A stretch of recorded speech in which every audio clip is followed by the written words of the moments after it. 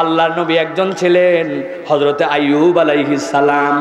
আল্লাহর নবী আইয়ুব আলাইহিস সালাম 1 বছর 2 বছর নয় 18 বছর অসুস্থ ছিলেন।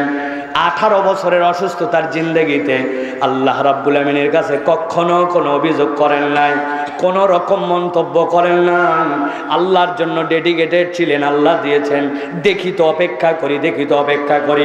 পরিবার পরিজন সব হারায় গেছে, ডান বাম থেকে সবাই সরে গেছে। তাফসীরের ভিতরে আসছে কেবল 3 জন মানুষ তার পাশে ছিল। একজন হচ্ছেন তার স্ত্রী, আর 2 জন হচ্ছেন তার 2 বন্ধু। একজন সকালে আসতো, খাবার দিয়ে সন্ধ্যা পর্যন্ত থাকতো। সন্ধ্যার সময় আসার পরে খাবার দিয়ে বাকি জন চলে যাইত। ওই 2 বন্ধু হঠাৎ করে একদিন যখন আইয়ুব আলাইহিস সালামের অসুস্থতা 18 বছরের কাছাকাছি, একদিন খাবার দেওয়ার পরে 2 বন্ধু বাহিরে দাঁড়ায় গল্প করে আর বলে, নিশ্চয় আইয়ুবের এমন কোনো গুনাহ আছে। দুনিয়ায় কত লোক অসুস্থ হলো আর ভালো হয়ে গেল, কিন্তু আইয়ুব ভালো হয় না কেন? আইয়ুব এমন কোনো গুনাহ করছে যেই গুনাহর কারণে আল্লাহ আইয়ুবকে ভালো করে না। এতক্ষণ একটা আল বানলাম, আল। আপনার একটা জমি আছে 1 বিঘাতে, যদি পানি দেন ক্ষেত করার জন্য, আর আল যদি কাটা থাকে পানি বাঁধবে? ও ভাই কথা বলেন, পানি বাঁধবে? আবার আল যদি না চিনে অপরের জমির থেকে যদি আপনি ধান কাটেন, তাহলে পিঠ বাঁচবে? পিঠ বাঁচবে? আমাদের তো হালাল কামাই হারাম করি।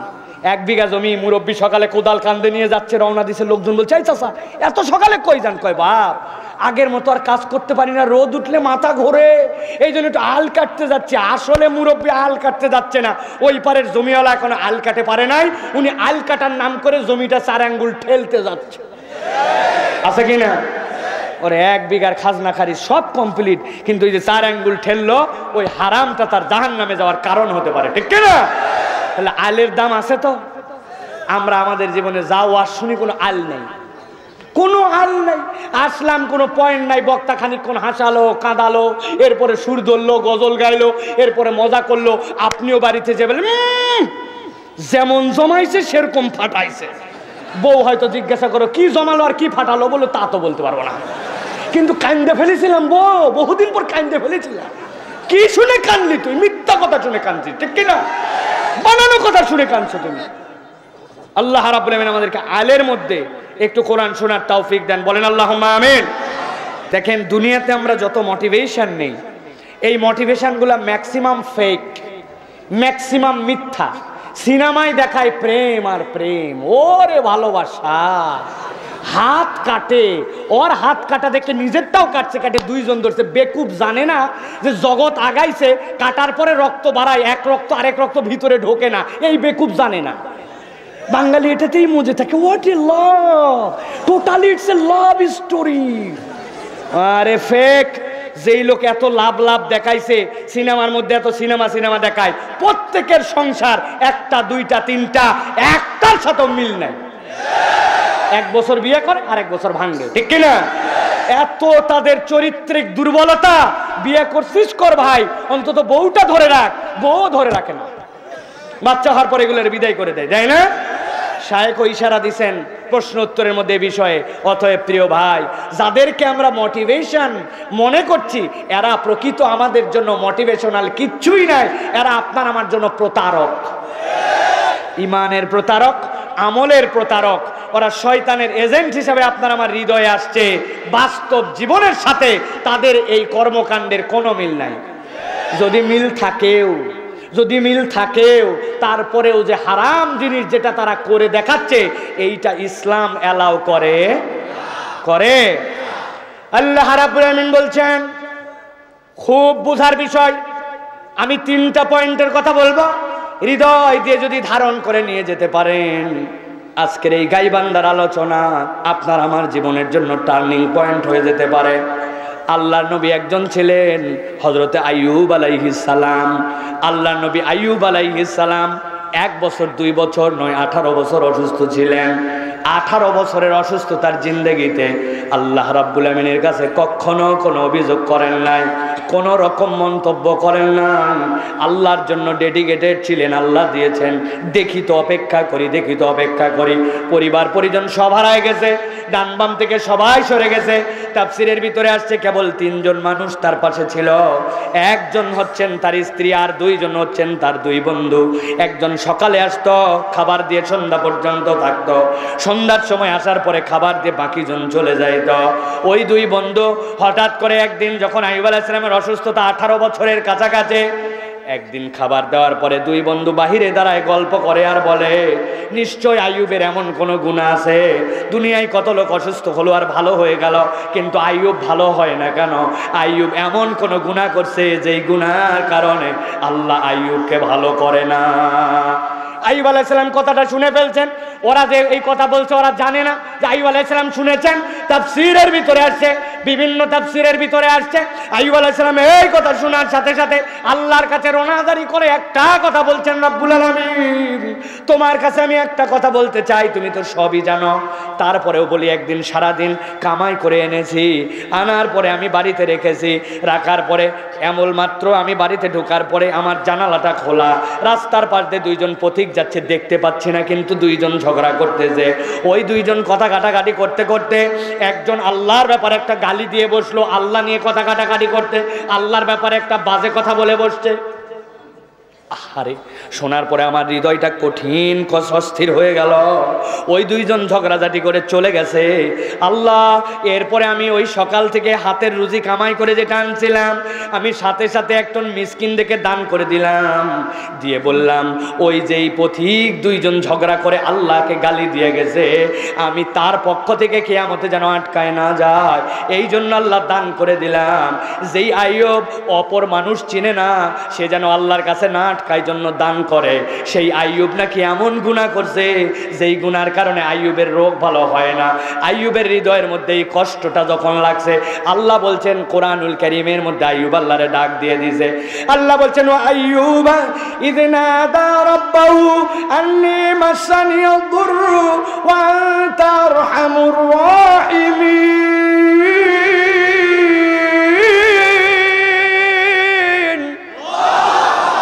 আল্লাহর কাছে বলছে, আয় রব্বুল আলামিন, ভালো করে কথা বুঝেন, আয় রব্বুল আলামিন। আইয়ুব বলতেছেন, আমি অসুস্থ, অথবা আমাকে সুস্থ করে দাও, ভালো ডাক্তারের ব্যবস্থা করে দাও, রোগবালাইগুলা সারায় দাও, দ্রুত সুস্থ করো, এমন ডাক্তারের শরণাপন্ন করাও যেই ডাক্তারের প্রেসক্রিপশনে আমারে ভালো হবে না। আল্লাহ, আমি অসুস্থ, আর তোমার কাছে আবেগ ভরা কণ্ঠে বললাম, ওয়া আনতা আরহামুর রাহিমিন, সকল দয়ার দয়া তোমার থেকে আসে, তোমার থেকে বড় দয়া আর কেউ করতে পারে না। আল্লাহ রাব্বুল আমিন বলছেন, আল্লাহ আইয়ুবের এই ডাকটা এমন ভাবে কবুল করলেন। আইয়ুব আলাইহিস সালামের স্ত্রী আইয়ুবের হাত ধরে ধরে ওয়াশরুমে নিয়ে যান, আইয়ুব আলাইহিস সালামকে বাথরুমের মধ্যে ঢুকায় দিয়ে আসছেন, আবার বসে আছেন দূরে, যখন আইয়ুব আসবে তখন হাত ধরে আবার নিয়ে যাবেন। আইয়ুব তো আসে না, আইয়ুব তো আসে না। ব্যাপারকে আইয়ুব আলাইহিস সালাম যখন বাথরুম থেকে কেবল বেরিয়েছেন, আল্লাহর ফেরেশতা তার কাছে চলে আসছে। আসার পরে আল্লাহর ফেরেশতা বলছে, আইয়ুব আপনার তো অনেক কষ্ট, কিন্তু একটা কাজ করা লাগবে। কি কাজ? আপনার ডান পাটা একটু উঁচু করতে পারবেন? ধাপ দিয়ে তো ছেঁচড়ায় ছেঁচড়ায় যায়, শরীর ভালো না, পরেও যেতে পারে, কিন্তু একটু কষ্ট করে এই পর্যন্ত এই পর্যন্ত। আল্লাহ বলতেছেন, আমার পক্ষতে ওহী করেন, উরকুদ বিরিজলিকা হাযা মুগতাসালুম বারিদুন ওয়া শারাব। আইয়ুব পা তুললেন, একটু গোড়ালি দিয়ে বাড়ি দিলেন, আল্লাহ সাথে সাথে নিচ থেকে পানি বের করলেন। আল্লাহ নিজেই বলছেন, মুগতাসালুম বারিদুন ওয়া শারাব, পানযোগ্য গোসলের উপযুক্ত ঠান্ডা একটা পানি। আইয়ুবকে বললেন, সেখান থেকে নিয়ে একটু মাথার উপরে দেন। আইয়ুব আলাইহিস সালাম মাথার উপরে দিয়ে গায়ে বহমান করলেন। 1 সেকেন্ড দেরি হয় না, আইয়ুবের 18 বছরের অসুস্থতা দূর করে আল্লাহ আইয়ুবকে হারানো যৌবন দ্বিগুণ গুণ দান করে দিয়ে আল্লাহ আইয়ুবকে সুস্থ করে দিলেন। আইয়ুব আলাইহিস সালামের স্ত্রী অপেক্ষা করছেন, স্বামী আসে না কেন? খানিকক্ষণ পরে দেখেন একটা ছেলে একদম তার স্বামীর মতোই দেখতে, সামনে দিয়ে যায়। আমার কথা না, তাফসীর ইবনে কাসিরের কথা, তাফসীরে তাবারির কথা, ইবনে আশুরের কথা। মাথার ঘোমটা টেনে দিয়েছেন, দিয়ে বলছেন, ও যুবক, দেখে তো ফেলছি একবার তোমাকে, কিন্তু শোনো, আমার স্বামী যখন ইয়াংকালে ছিল ঠিক তোমার মতো এরকম তাগড়া যৌবন দেখতে ছিল। আমার একটা স্বামী অসুস্থ, দেখছো নাকি? আইয়ুব আলাইহিস সালাম বলছেন, এই বেটি মাথার কাপড় তোলো, আমি তোমার স্বামী আইয়ুব, আল্লাহ আমারে ক্যাব বলে সুস্থ করে দিয়েছে। আল্লাহু আকবার। আমার আল্লাহ রাব্বুল আলামিন বলছেন, আইয়ুবের এই ডাক যখন শুনলেন, আল্লাহ কিভাবে শুনলেন? আল্লাহ বলছেন, ফাস্তাজাবনা লাহু ফাকাশাফনা মা বিহি মিন দুররিন ওয়া আতাইনাহু আহলাহু ওয়া মিসলাহুম মাহুম রাহমাতাম মিন ইনদিনা ওয়া যিকরা লিল আবিদিন। আমার আল্লাহ রাব্বুল আলামিন বললেন, ও দুনিয়ার মানুষ শোনো, আল্লাহ আইয়ুব আলাইহিস সালামের ডাক শুনে ফেললেন। সুবহানাল্লাহ। আইয়ুব আলাইহিস সালাম কাবল বলছেন আমি অসুস্থ, কিন্তু আল্লাহ দ্বিগুণ দ্বিগুণ বাড়ায় দিলেন। আল্লাহ রাব্বুল আলামিন বললেন, ফাকাশাফনা মা বিহি মিন দুররিন, শারীরিক যা অসুস্থতা ছিল আল্লাহ দূর করে দিলেন। ওয়া আতাইনাহু আহলাহু, তার পরিবারকে তার কাছে ফিরায় দিলেন। মুফাসসিররা ব্যাখ্যা করছেন, পরিবার ফেরানো মানে কি? যারা আত্মীয় স্বজন দূরে চলে গেছিল সবাই আবার আইয়ুবের কাছে আসলো। আর একদল বলছেন, না না না, এই আহলাহু মানে ভিন্ন কথা। আইয়ুব আলাইহিস সালাম অসুস্থ অবস্থায় একবার বইয়ের উপরে রাগ করে একটা কথা বলছিলেন। কি বলছিলেন? সুস্থ খালি হয়ে নেই, 100টা বাড়ি লাগাবো তোমারে। রাগ করছেন একদিন, এখন চিন্তা করছেন হারানো যৌবন ফিরলো, সব ফিরলো, এখন বউরে তো মারা লাগবে, যেহেতু কসম করে বলছেন ওইটা যদি না করি বিপদ। আর আল্লাহ আগে যা ফিটনেস রাখছিল এখন ডবল ফিটনেস, 100টা না গোড়া 5 দিলে এই বান্দি বিদায়। আল্লাহ রাব্বুল আমিন বলছেন, আমার কথা নয়, কোরআনের কথা। আল্লাহ বলছেন, আইয়ুব আপনি কি কত জোরে মারবেন বলছেন নাকি? না। কত মোটা বাটাম দিবেন বলছেন নাকি? না। তাহলে 100টা ঝাঁটার শলাকার মতো শলাকা নেন, নেওয়ার পরে পিঠের মধ্যে একটুখানি ছোঁয়ান, মারাও হলো, 100টাও হলো। আল্লাহ রাব্বুল আমিন আপনার এই রকম করে উদ্ধার করে দিবে। ওয়া আতাইনাহু আহলাহু ওয়া মিসলাহুম মাহুম রাহমাতাম মিন ইনদিনা। তাফসীরের মধ্যে আসছে, এরপরে আল্লাহ রাব্বুল আমিন বললেন, ও আইয়ুব আপনি সামনে তাকান। তাকালেন, তাকানোর পরে কি দেখতে পান? বলে আমি এই জায়গায় জব দেখতে পাই। বলে চোখ বন্ধ করেন, চোখ বন্ধ করলেন, চোখ খুলেছেন। আল্লাহ রাব্বুল আমিন তার জবগুলাকে রূপায় রূপান্তর করে দিয়েছেন। আর সামনে যত গম ছিল তার একটা উঠান ভর্তি, আল্লাহ সবগুলাকে সোনায় পরিবর্তন করে দিয়েছে। আল্লাহ রাব্বুল আমিন এই নিয়ামত দিলেন আইয়ুব আলাইহিস সালামকে। এখন গাইবান্ধার লোক জিজ্ঞাসা করতে পারেন, লাখ লাখ টাকা খরচ করে শীতের রাত উপেক্ষা করে 10 ডিগ্রি সেলসিয়াস তাপমাত্রার মধ্যে বসে এই আইয়ুবের গল্প শুনে আমার কি লাভ? কথা বলেন। আল্লাহ রাব্বুল আমিন ছোট্ট একটুখানি একটা ইন্ডিং দিয়েছেন। আল্লাহ বলছেন, আমিও তোমাদেরকে গল্প শোনানোর জন্য এইটা বলি নাই। আল্লাহ বলছেন, ওয়া যিকরা লিল আবিদিন, ও আমার বান্দারা, আইয়ুবের এই গল্পটা এই জন্য বললাম, আইয়ুবকে ওই দিন উদ্ধার করেছিলাম, আইয়ুবকে সুস্থ করেছিলাম, পরিবার ফেরত দিয়েছিলাম, আইয়ুবের জীবনটাকে আমি আবার হারানো সৌন্দর্যে ফেরত দিয়েছিলাম। আমি আল্লাহ এই জন্য এটা বললাম, যিকরা লিল আবিদিন। কিয়ামত পর্যন্ত উম্মতে মুহাম্মাদের যত বান্দা আসবে তারা যদি একটা গুণ অর্জন করতে পারে, আল্লাহর আব্দ হয়ে যেতে পারে, আল্লাহর বান্দা হয়ে যেতে পারে, আল্লাহকে স্মরণ করার মতো বান্দাত্ব যদি তার ভিতরে ঢুকায় নিতে পারে, আল্লাহ বলছেন আইয়ুবকে আল্লাহ যা যা নিয়ামত দিয়েছেন কিয়ামত পর্যন্ত ওই আব্দদেরকে আল্লাহ ওই নিয়ামত দিয়ে দিবেন। তাহলে এই আয়াত থেকে আমাদের মোটিভেশন, আমাদেরকে আল্লাহর আব্দ হতে হবে। কি হতে হবে? কি হতে হবে? আব্দ নিজের মধ্যে ইনস্টল করা লাগবে। আমি একদিন নামাজ পড়ছি ফেরির উপরে,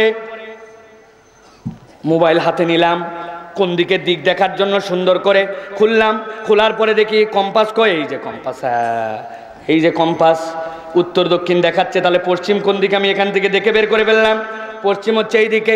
এক মুরব্বী দূর থেকে দেখছে, আরে হুজুর দেখি কি জানি বাইর করে নামাজ ঠিকঠাক করলো। মুরব্বী আমার কাছে এসে বলছে, বাবা কি দেখে নামাজ ঠিক করলাম? কম্পাস। হ্যাঁ আমিও তো জানি। কয় কোত্থেকে দেখলে? কয় মোবাইল থেকে। কয় বাবারে আমিও বিভিন্ন জায়গায় নামাজ পড়ি, ঝামেলার মধ্যে পড়ি, ওই জিনিসটা আমার মোবাইলে তুলে দেওয়া যাবে? বললাম হ্যাঁ, কোনো ব্যাপারই না, দেন। মোবাইল হাতে নিয়ে দেখি নোকিয়া 3220। কি মোবাইল? বাটন। বাটন। যুবকরা বুঝে থাকলে বলেন, বাটন মোবাইলে কি গুগল প্লে স্টোর থেকে এই কম্পাস ডাউনলোড দেওয়া যাবে? এই যে মুরব্বী বলতেছে না, উনার তো বাটন। এই যুবকেরা বলে দেওয়া যাবে? ভালো করে এইটা হাসানোর জন্য বলি নাই। ওয়াযিকরা লিল আবিদিন, আল্লাহর কাছে চাই অনেক কিছু আমরা, কিন্তু আল্লাহর প্রকৃত দাস আর গোলাম হতে পারি নাই। বান্দা যদি আল্লাহর দাস হয়ে যায়, আব্দ হয়ে যায়, এইটা যদি নিজের বন্দেগীর মধ্যে, জিন্দেগির মধ্যে ইনস্টল করে নেয়, আইয়ুবের কথা যে আল্লাহ শুনেছেন, ওই আল্লাহ আপনার আমার কথাও তৎক্ষণাৎ শুনে ফেলবেন। ঠিক কি না? আল্লাহর গোলাম কেমন করে হওয়া যায়? আল্লাহর নিয়ম মানে না মানে? হ্যাঁ, হুজুরের ওয়াজ শুনে একজন দাঁড়িয়ে রাখছে, আল্লাহর হুকুমের মধ্যে চলে আসছে। মহল্লায় যে একজন বলছে, কিরে তুইও মুন্সি হলি নাকি? ওর পেস্টিজে লাগে গেছে, চলে গেছে সেলুনে, যাই বলছে একটা টান উপর দিয়ে দিবি, আরেকটা নিচ দিয়ে ডবল টান। আপনি কই আল্লাহর আব্দ হলেন? আপনি তো আল্লাহর উবুদিয়াতের উপর টিকে থাকতে পারলেন না। ঠিক কি না? কতদিন আপনার কাছে বয়ান করা হলো, মাস ফালা মিনাল কাবাইনি জারি ফিন্নার, তোমার টাকনুর নিচে যে কাপড়টা যায় এটা জাহান্নামে যাবে। ওই মুসলমান শুনলো, এক কান দিয়ে বাল করে দিল, এক কান দিয়ে ভাঁজ করে করে রাখে।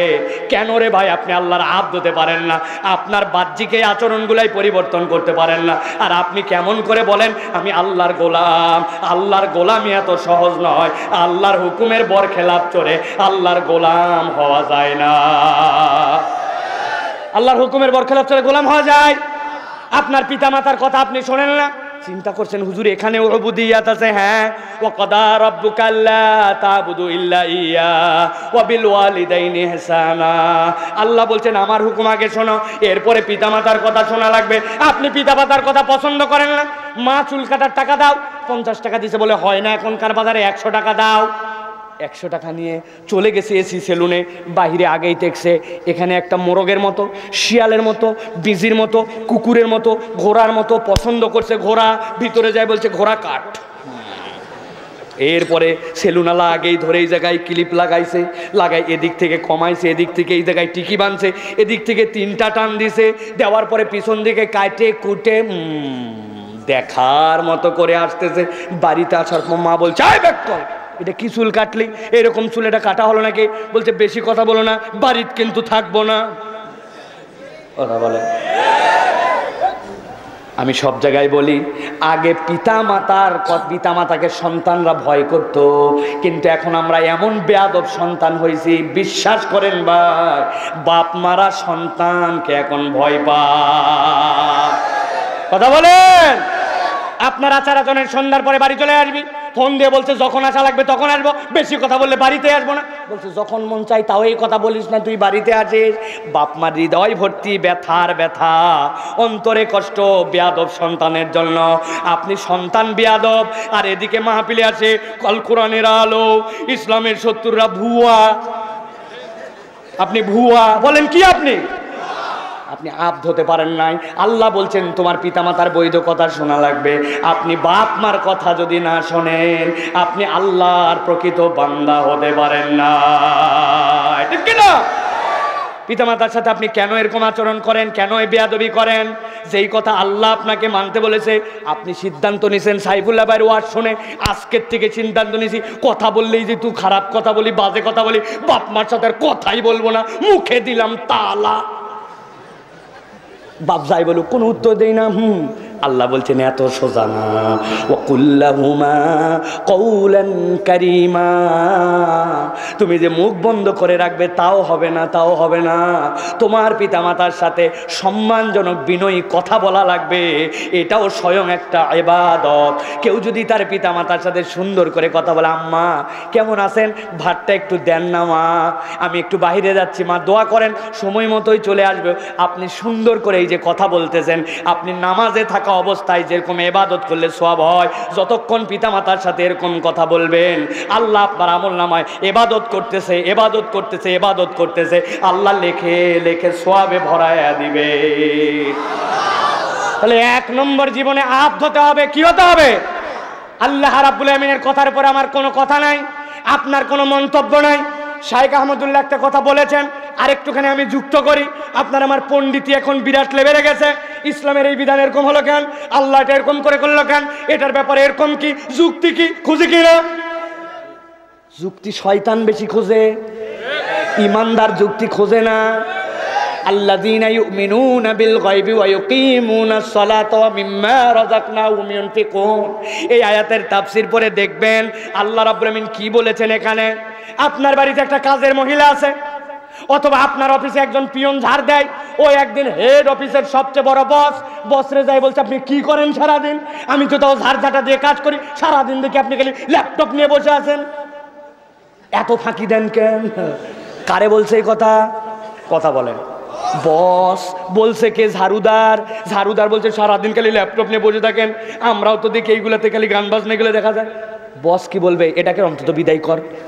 বেকুব, আমার ল্যাপটপ নিয়ে বসার মানে তুই জানিস নাকি? আর তোর কাছে এটা বলবো নাকি? এই ল্যাপটপে বসি বলে বায়ার আসে, কেনাকাটার সব চলে, তোর বেতন দেয়। বেকুব, এই ল্যাপটপ আমি কোনো তোর জন্য, তোর বুঝে আসবে না, সিনেমা নাটক দেখার জন্য নিয়ে বসি নাই, ঠিক কিনা?